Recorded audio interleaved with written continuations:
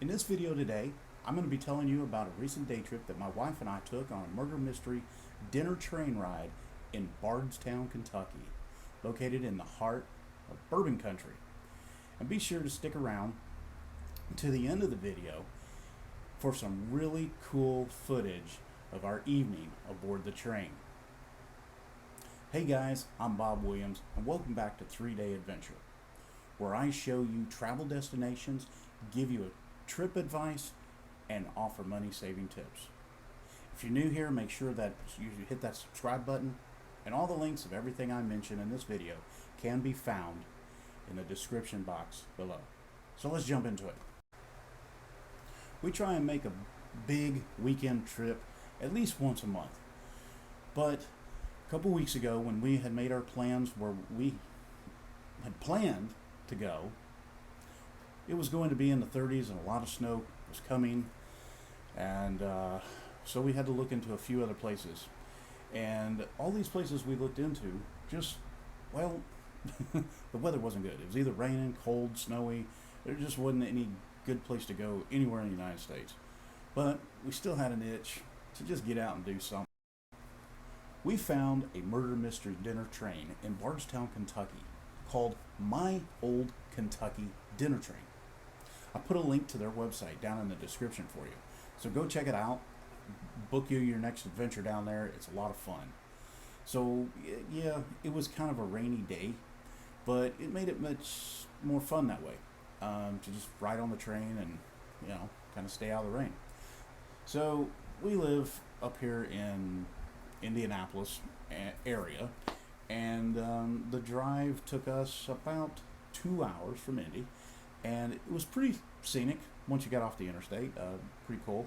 We passed by some a Jim Beam distillery and had all their barrel barns and everything. It was pretty cool.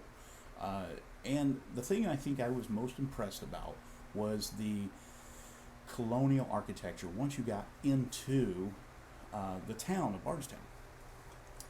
It looked like something that had just fallen out of history books. It was amazing. We arrived at the train depot and picked up our boarding passes and were ready to board the train. Entering the train, you were instantly transported back to another era when dinner cars were a thing. Tables were already prepared. The waitress, she asks you, where your seat is, and you just basically tell her, and she seats you at your table, and then you're instantly just served with your drinks. She'll ask you, hey, what do you want? So I ordered tea. They do not have sweet tea for all you Southerners. Don't worry, I love sweet tea, love it, but they don't serve sweet tea. I don't know why. It's in the South. It's Kentucky. Come on. They should serve sweet tea. That was probably my biggest problem I had with it, was there was no option for sweet tea. But I drank it anyway. They serve you coffee, water, and they have other drinks, adult beverages and everything that you would want to have. So once you're sitting there, the actors are pretty much in the middle aisle, and they are walking up and down the aisle, and they are acting out this murder mystery play. And you have to pay really close attention if you're going to figure out who did it. They're scattered all up and down the aisle, so you do get the opportunity to ask an actor that is standing right there. If you can't hear what somebody said down the aisle, you can ask this actor right here, hey, what did they just say? To basically understand what the plot is. Because if you don't catch everything, you could end up not, getting the answer right at the end. Because you do get a chance to, give your answer to who you think committed the murder. I'm not going to give you any ideas what the play is about, because I've heard it does change from time to time.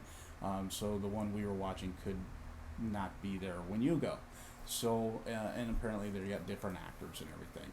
So the entire time the acting's going on, they're serving you your food, which is really good. I was quite impressed. The food was kind of equivalent to what you would do if you went to a high-end steakhouse or restaurant and actually paid for a really big steak dinner. I mean, I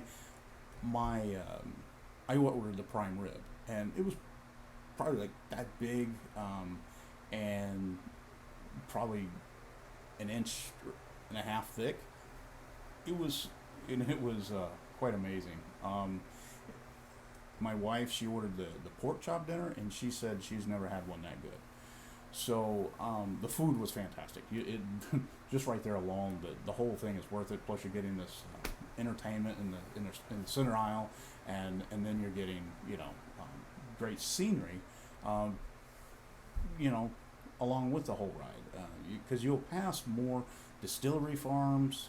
You even pass by houses that are right alongside the railroad track, and you even, this was pretty interesting, you go over a railroad trestle that had been there since before the Civil War and actually survived the Civil War, because I guess in that area, um, one of the forces had blown up all the railroad trestles in that area so that um, the opposite force couldn't get supplies through. So this one actually survived.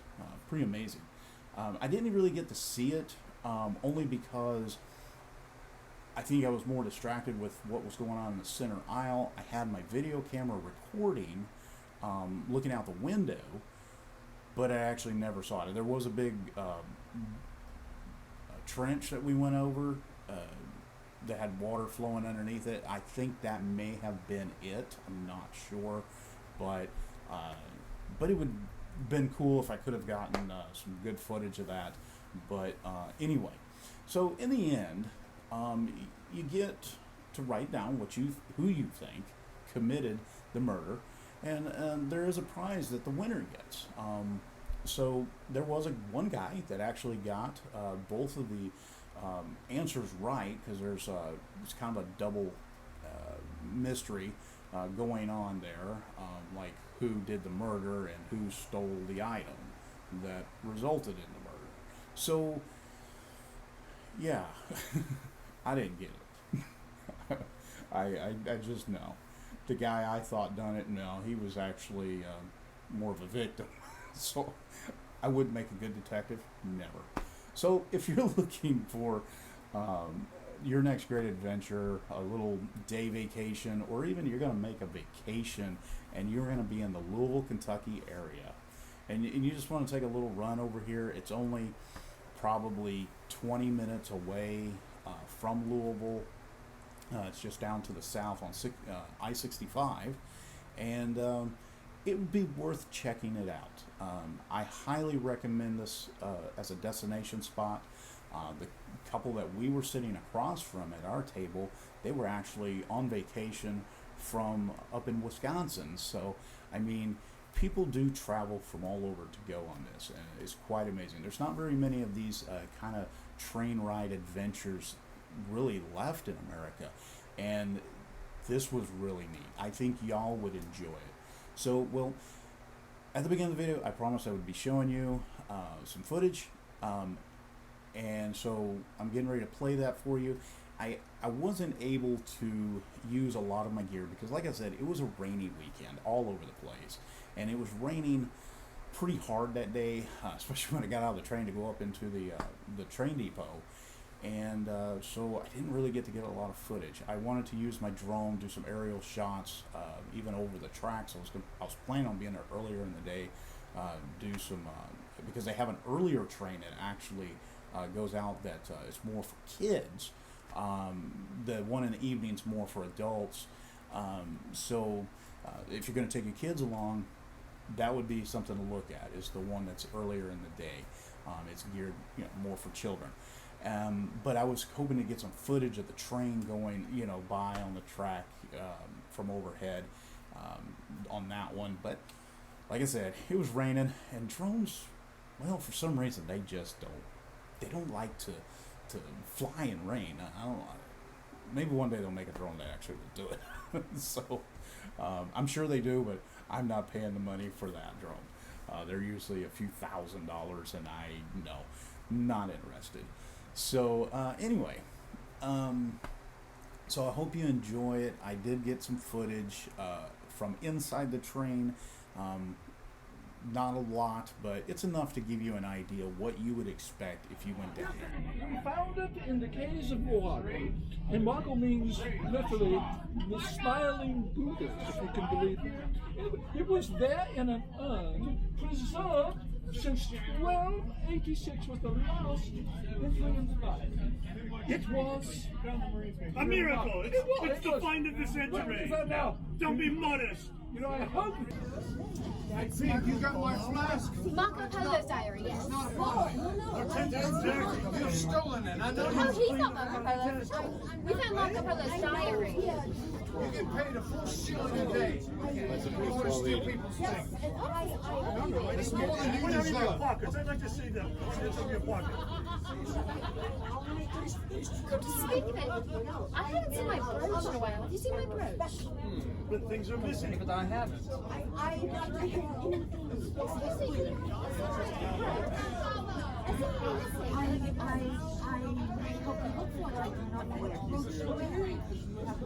The green one.